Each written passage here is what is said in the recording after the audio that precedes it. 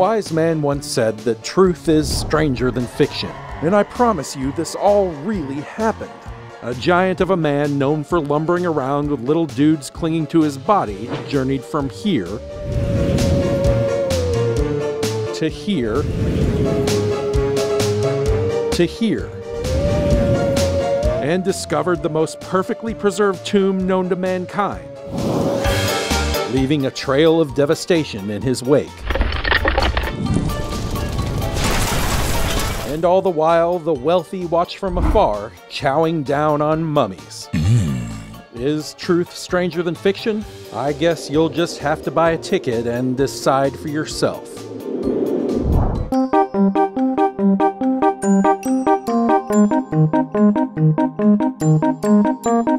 Imagine a time before radio, before television, before cell phones, a time when your only entertainment might have been witnessing feats of the fantastic at the circus, instead of watching wacky cat videos from the comfort of your bed.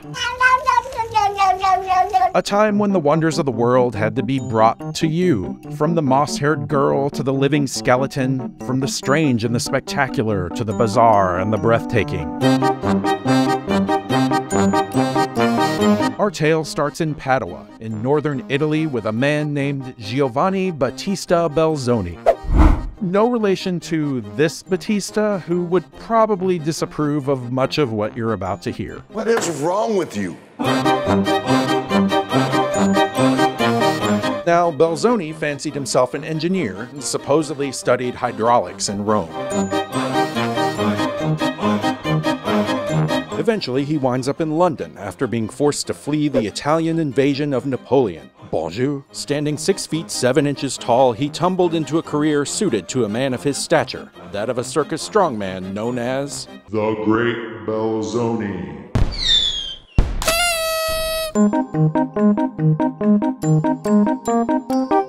In the theater, he was known for his stunts of strength, like lifting 11 men on a metal contraption. In 1812, Belzoni starts doing shows all around Europe. Now, you'd think that'd be exciting, but it seems he wanted more out of life than just lifting bundles of little dudes.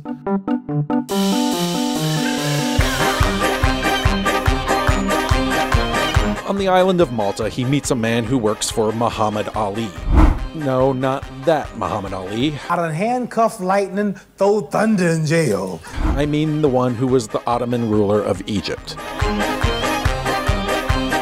He's taken to Cairo, where he meets Ali himself.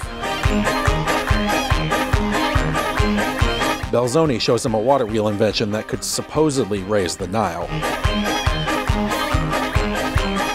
No, these aren't Belzoni's drawings. They're by a slightly more accomplished engineer, a guy you might have heard of named Leonardo da Vinci.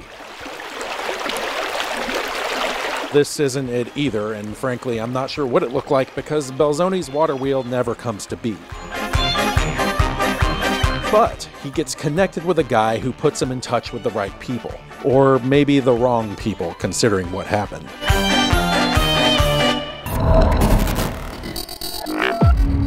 The Great Belzoni is now drunk.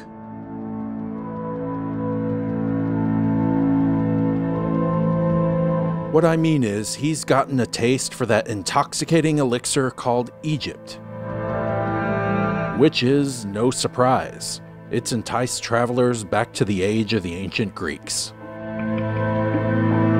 And to a European, this was a mystical and magical land bursting with mysteries. Remember, this was a time when hieroglyphs were still an uncharted puzzle waiting to be solved.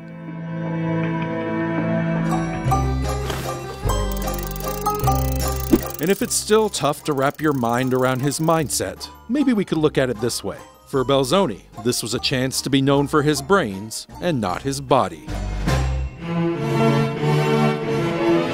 Belzoni gets connected with a really important gent, Henry Salt, the British consul to Egypt, a man who also happens to be obsessed with ancient Egypt.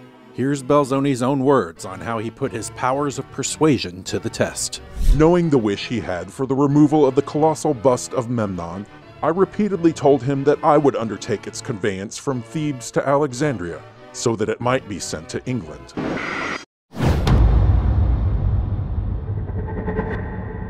This is the Ramesseum, the mortuary temple of King Ramses II, one of the most prominent and powerful pharaohs of ancient Egypt.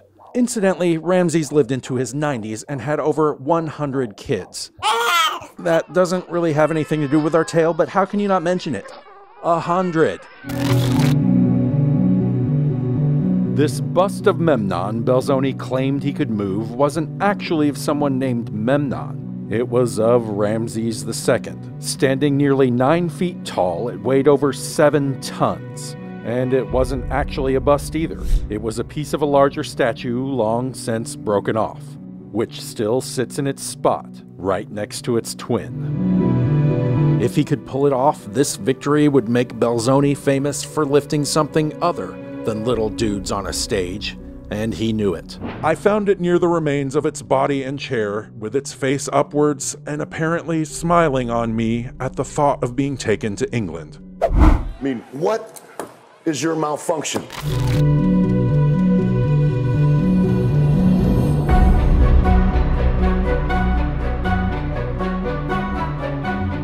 Now, Belzoni was no Da Vinci, but it seems he did have some engineering skill after all. He began casting off his reputation as an Italian circus strongman and put his mind to work. Using nothing but wooden poles, Egyptian rope, and a crew of locals, he did exactly what he said he was going to do. And so, Belzoni's hired help hauled that giant bust all the way to the Nile and eventually put it on a boat. It was taken to London and put up on a pedestal in the British Museum. It's still there now, along with a lot of other things they should or shouldn't have, depending on your point of view. The great Belzoni is dead.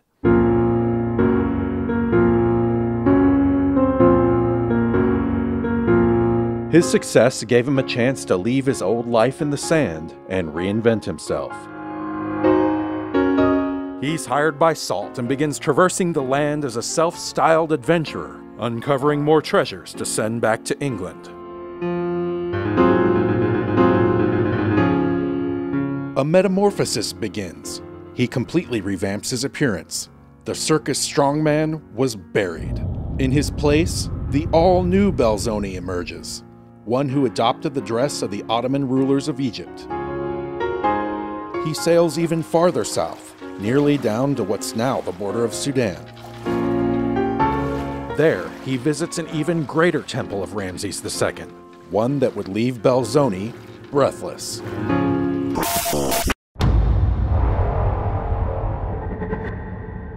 This is Abu Simbel, one of the most imposing monuments ever created, carved right out of the rock and dominated by towering statues of Ramses himself.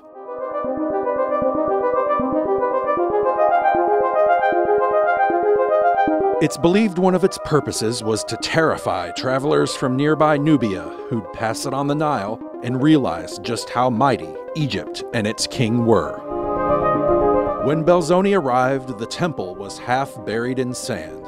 He wanted nothing more than to find his way inside, through the door that was hidden between those colossal images of the King of Kings.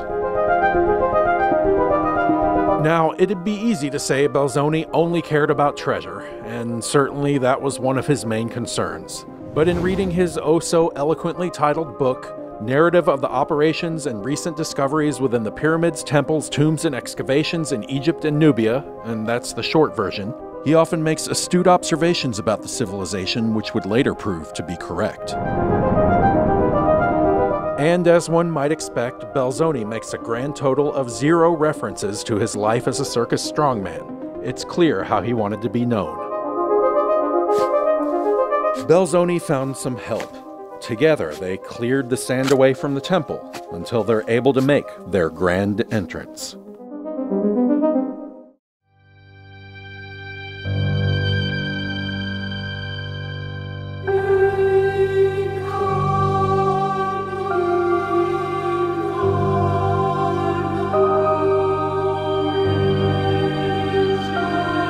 What Belzoni found was unparalleled.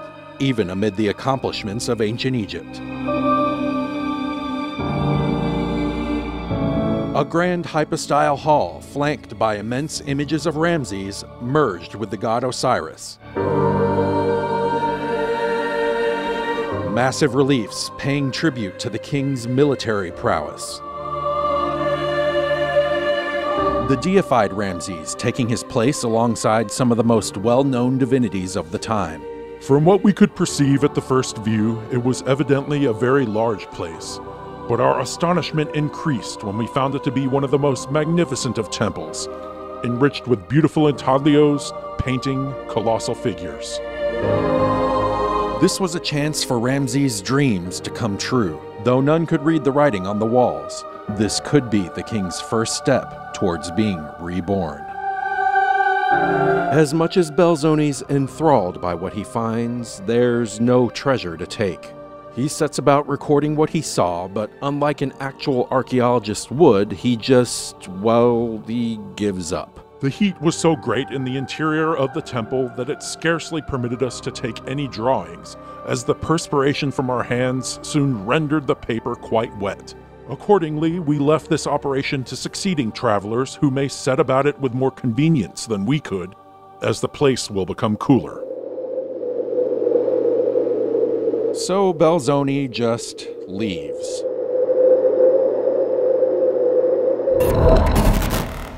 Belzoni makes his mark.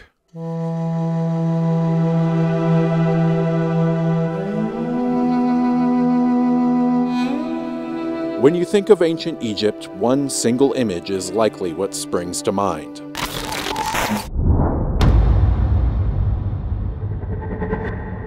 This is the Pyramid of Khafre, over 4,500 years old, built as a tomb for King Khafre of the Old Kingdom. Even in the time of Ramses, this was ancient.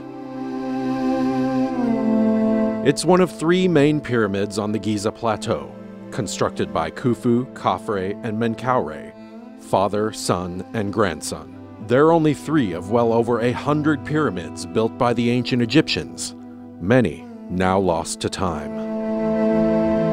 Unlike the others, Khafre's pyramid still has a portion of its original limestone casing on the top. What treasures might it contain cloaked beneath those enormous blocks? Belzoni had to find out, but he knew making an attempt was a risk. I was confident that a failure in such an attempt would have drawn on me the laughter of all the world for my presumption in undertaking such a task.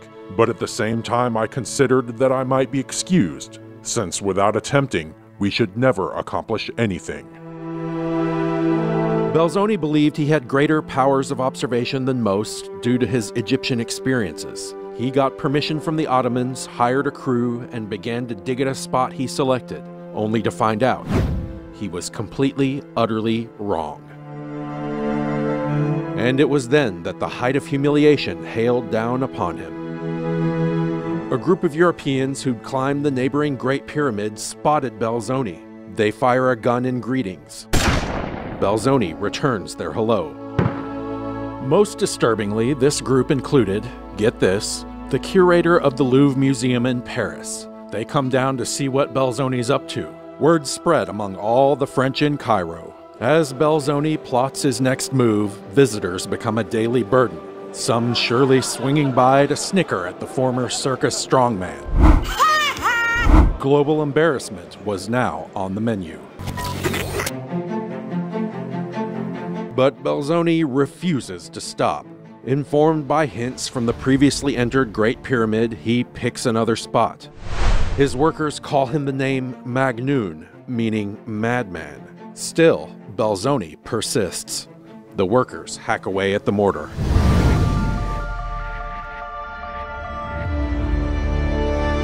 This time, he was right.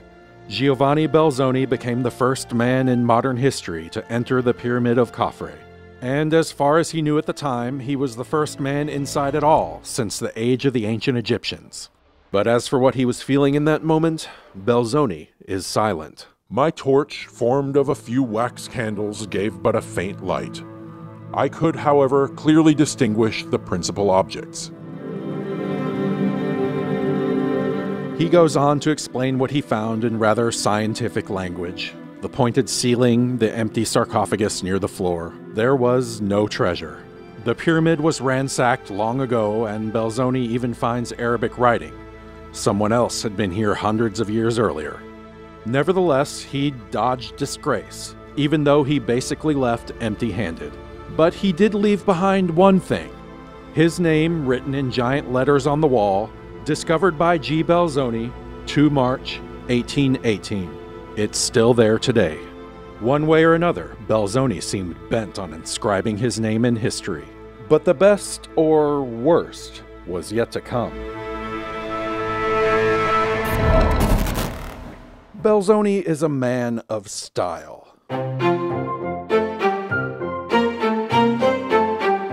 Now, lest you think I'm some brazen Belzoni basher, it's important to put him in his place.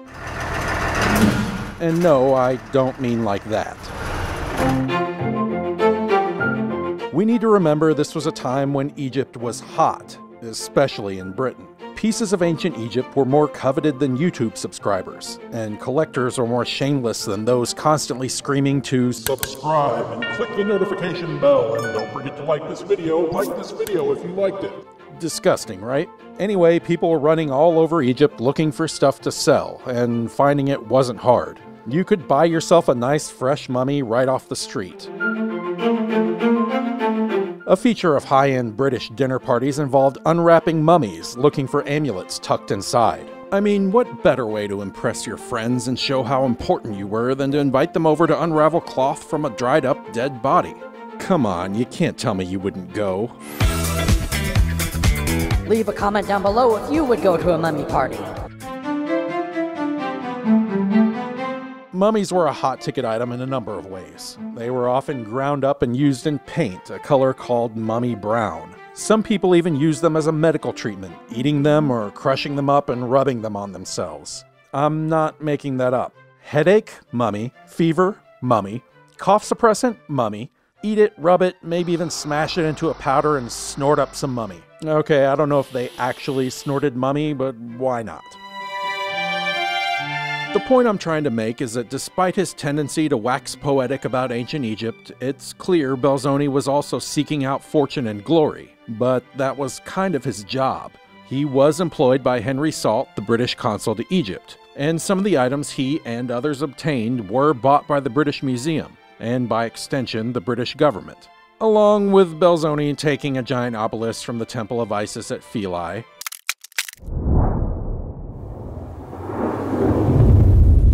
and selling it to some British dude to put on his country estate. But what I'm saying is, we could look at Belzoni as just filling a role. There were many others running around Egypt at the time. In fact, an arch nemesis working for France once had his men pull a gun on Belzoni.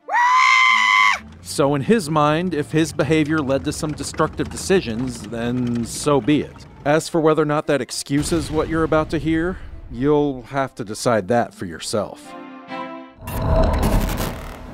Belzoni hits the jackpot. Over the years, he spent quite a bit of time right here, the old city of Thebes, now known as Luxor. Many of the ancient sites we know of are located here, including the famous Temple of Karnak. Across the Nile, not too far from the Ramesseum, is a location given a place of honor in nearly every book about ancient Egypt. This is the Valley of the Kings, home to over 60 royal tombs, and others may still be hidden beneath the rock. Many believe one of the reasons pharaohs stopped building tombs and pyramids was because those were beacons to robbers, massive monuments advertising treasure.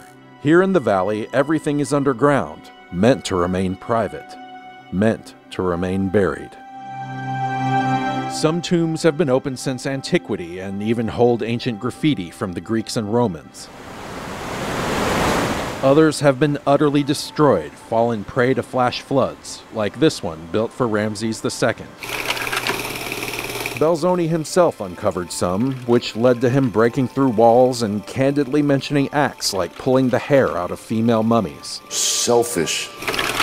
Eventually, he discovers a tomb which is arguably the most impressive in the Valley of the Kings, and possibly the most impressive in the entire world. It takes several days for Belzoni's men to pull away debris as they make their way inside. He becomes impatient and speaks of how the men keep wanting to give up. The more I saw, the more I was eager to see, such being the nature of man. Belzoni's discovery was incomparable. It's the reason his name is still known today.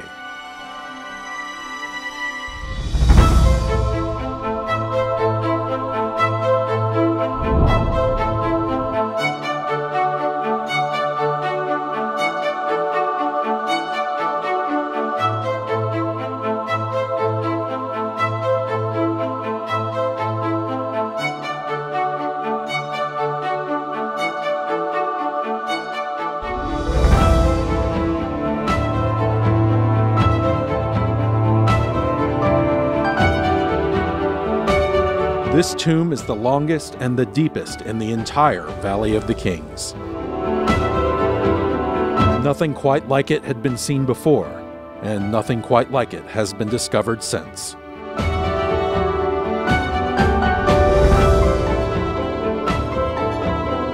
Belzoni's torch was the first light to illuminate these walls in over 3,000 years. The art was so well preserved, so untouched, he even found paintbrushes still on the ground. This is the tomb of Seti I, Lord of the Two Lands, King of Upper and Lower Egypt, father of Ramses II. It's easy to see why many consider this to be the height of ancient Egyptian art.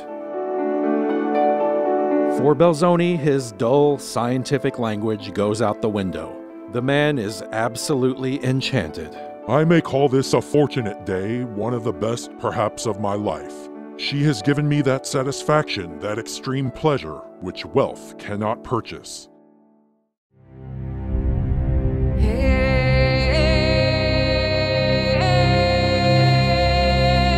As bright and exquisite as these painted reliefs are, for the ancient Egyptians, beauty wasn't the goal. To them, art simply didn't have the same meaning as it does to us. Every word has a wish, every image an intent. The purpose of this tomb was, as some have put it, to serve the king as a resurrection machine. As the sun sets and rises again, as the Nile floods and recedes, bringing new growth, death was simply a stage in a cycle. And all of what Belzoni saw, all of what we see now, was specifically designed to help Seti be reborn in the afterlife. On pillars, we see Seti being greeted by various gods who will hopefully aid him on his quest. On the walls, ancient Egyptian funerary texts. We see similar scenes in many royal tombs. One of the general tales being told is that of Ra, the sun god, in his journey in a solar boat through the underworld. He begins with the setting of the sun, faces a number of challenges, then unites with the god of the afterlife, Osiris, before being reborn the next morning. The idea is that it reflects the journey Seti would make as he attempts to be resurrected in the afterlife. These words and images would serve as a roadmap, providing Seti with invaluable information. And here, the burial chamber itself, where Seti's sarcophagus and body once sat. Arching above the astronomical ceiling featuring a few of the main constellations of the time. In this section, you can see what's basically a chart. These represent what are called the deacons, 36 different star configurations used to mark the passage of time based on their positioning in the sky. This ceiling reflects the heavens, aiding Seti's journey upwards. As for Seti himself and his sarcophagus, they're long gone.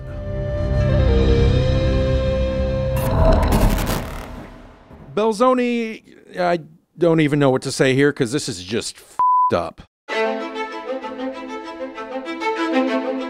If we're going to be completely fair to Belzoni, the pillaging of the tomb of Seti I started long ago. As is the case with most every tomb in the Valley of the Kings, and I assume you know of the main exception, it was raided by tomb robbers way back in antiquity. As a matter of fact, ancient Egyptians moved Seti's mummy and hid it in another tomb, presumably to keep it safe. But Belzoni did find treasure here. just not in the way you might think. To be sure, he did find a few objects, like small statues called shaptis, meant to perform tasks for Seti in the afterlife. This is one currently in the Met Museum in New York. And there's that much larger object I keep mentioning, the sarcophagus. Carved from solid alabaster, it's truly a work of art. But as I'm sure you've noticed, this picture certainly wasn't taken inside the tomb. Belzoni had it dragged up into the light. And no, believe it or not, it wasn't sold to the British Museum. They took a pass when they heard the price. It went to a British architect by the name of Sir John Soane, who knocked out a wall in his house just so he could move it inside. What do you do when you've got an awesome new centerpiece for your giant collection of artifacts? Well, you have a party, obviously. Or in this case, 3 parties. Soane attracted quite the crowds of the London elite, including famed British poet Samuel Taylor Coleridge. I'm guessing that made it worth the modern equivalent of $200,000 Soane paid for the sarcophagus. But all things considered, removing the sarcophagus wasn't all that bad. Sure, Belzoni didn't find any golden masks, like Howard Carter would when he found the tomb of Tutankhamun about 100 years later. But to Belzoni, the tomb of Seti I was the treasure. Here's what he had to say when a local leader came for a tour after hearing rumors of gold. What was on the walls of this extraordinary place did not attract his attention in the least. All the striking figures and lively paintings were lost on him. His views were directed to the treasure alone, and his numerous followers were like hounds, searching in every hole and corner. I'd like you to keep his disdain in mind as we reach the apex of this tale. See if you're able to balance Belzoni's praise for this tomb on one side, and what he did on the other.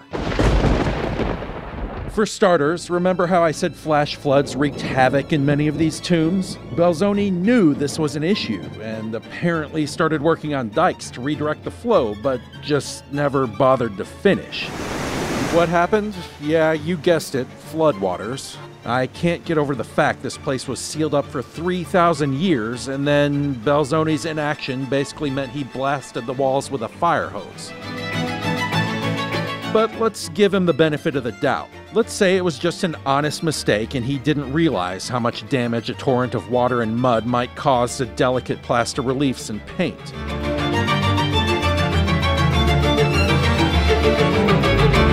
Now, Belzoni spent a lot of time in this tomb over the years, documenting his find, and we'll get to the reasons why here in a minute. But the man didn't just document. He wasn't just a passive observer.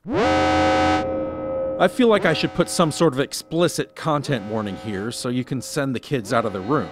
It may not scar them, but if you aren't bothered by what you're about to see, you probably should be.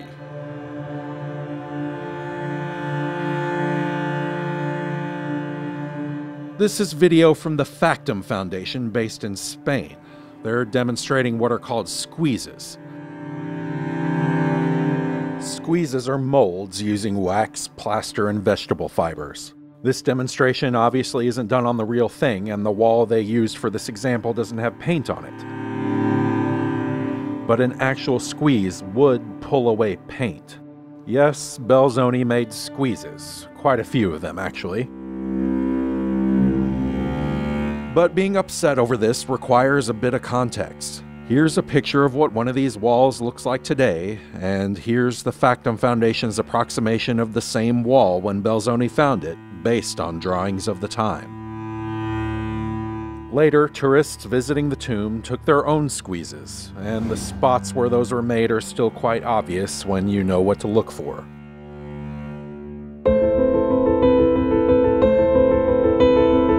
Others just decided to take home chunks of the wall as souvenirs. And future explorers took away entire reliefs. You can still see these in museums in places like Berlin or the Louvre in Paris. Now, it's hard for me to tell what Belzoni did personally and what was done by others later. But this all kind of just brings us back to the same point. How much can we really blame Belzoni? Should we just be brazen Belzoni bashers?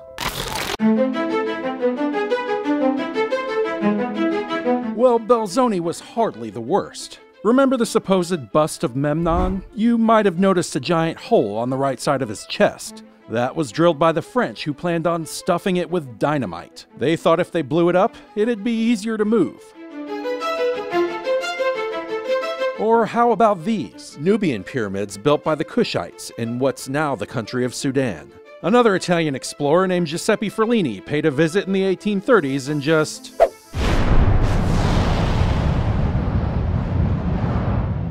blew them up.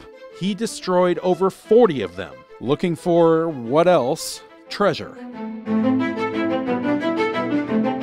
And on a much smaller but far more widespread scale, graffiti left by European tourists. It's everywhere in Egypt. Here's one from the island of Philae, and it is written in Latin, which makes it sound really intellectual, but it says, "Be mirror is stupid." But to an extent, we have to judge people based on the popular ethics of the time. There just wasn't a sense of honor and reverence for ancient civilizations back then. So can we bash Belzoni for everything that happened in the tomb of Seti I? No. He's got you fooled, man. He's got you all fooled. That's what he does.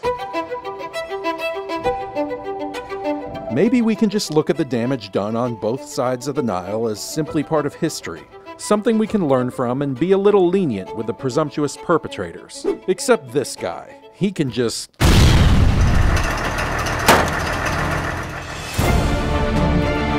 And for the most part, we do know better today. Remember the Factum Foundation? They didn't just demonstrate squeezes. They scanned the entire tomb and made a 3D model, preserving it digitally. They also made a replica a part of the tomb and even recreated the sarcophagus itself. And they got a little help on their resurrection of the past, from the past. They knew what the tomb used to look like, thanks to a gentleman from northern Italy we've come to know quite well. The Great Belzoni is back.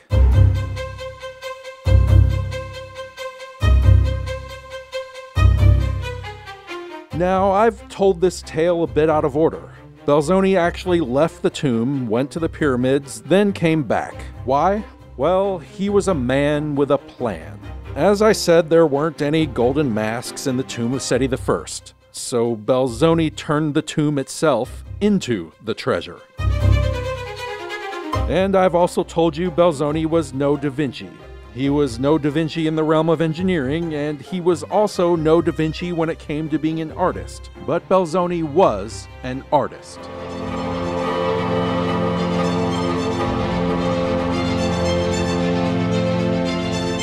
We've been looking at some of his drawings this entire time, like this, or even this. Yeah, they aren't exactly the Last Supper, but they get the job done. And they were good practice, because as much as he tried to run from it, as much as he wanted to leave the great Belzoni buried in the sand, at his heart, Giovanni Belzoni was a showman.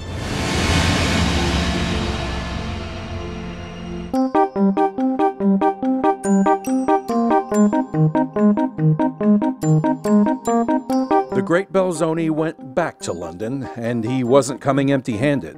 He brought an army of squeezes and a legion of drawings. And what's more, he arrived with a chip on his shoulder the size of the bust of Memnon.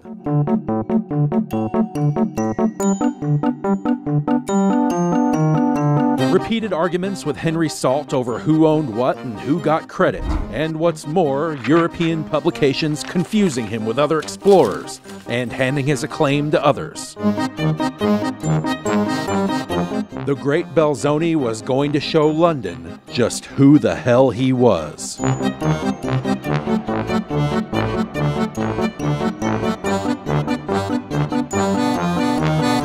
In a world before radio, before television, before wacky cat videos from the comfort of your bed,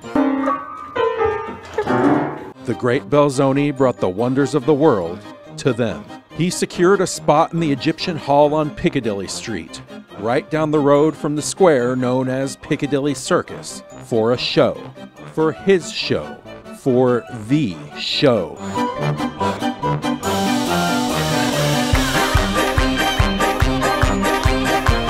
And if there's one thing this performer knew how to do, it was sell tickets. He captivated the upper crust by advertising at their favorite pastime, a mummy party he arranged.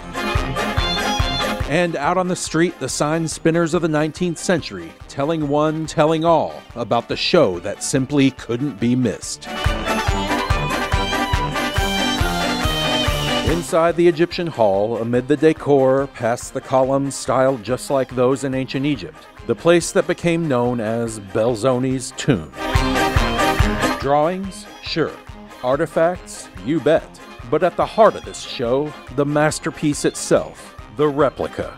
2 rooms from the tomb of Seti I, recreated thanks to Belzoni's meticulous work. The show takes London by storm. It's a smash. The only thing more prized than a mummy party was a Belzoni party, where you could have your friends over to your parlor to meet the man himself. He publishes his book, yes, the one with the obscenely long title. Fortune and glory was now his.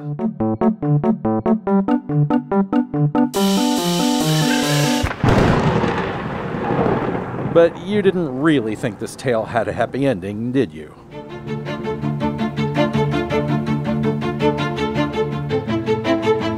Belzoni takes his show on the road down to Paris.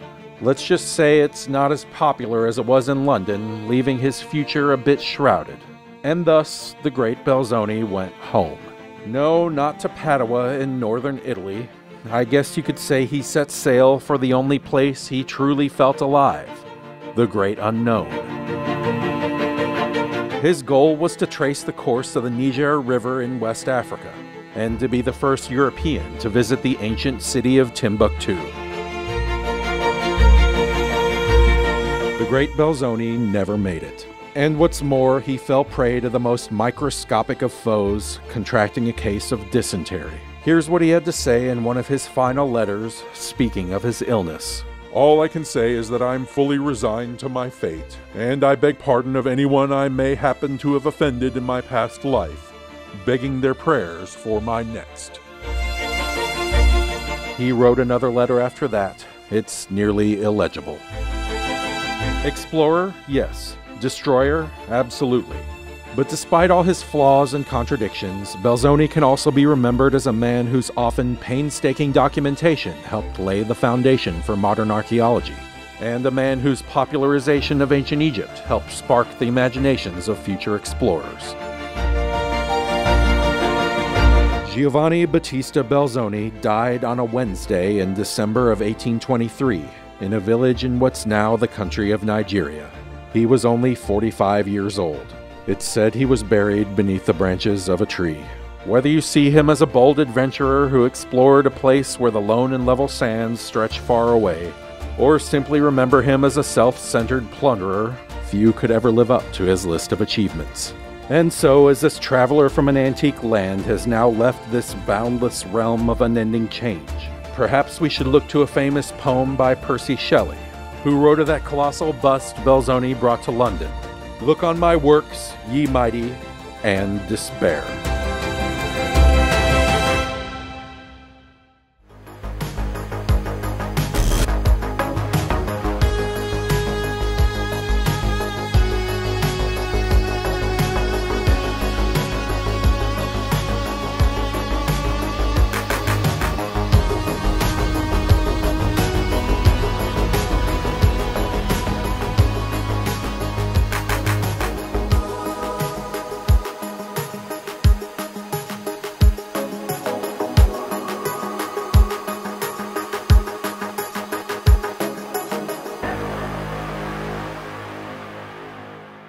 Don't forget to like this video if you liked it.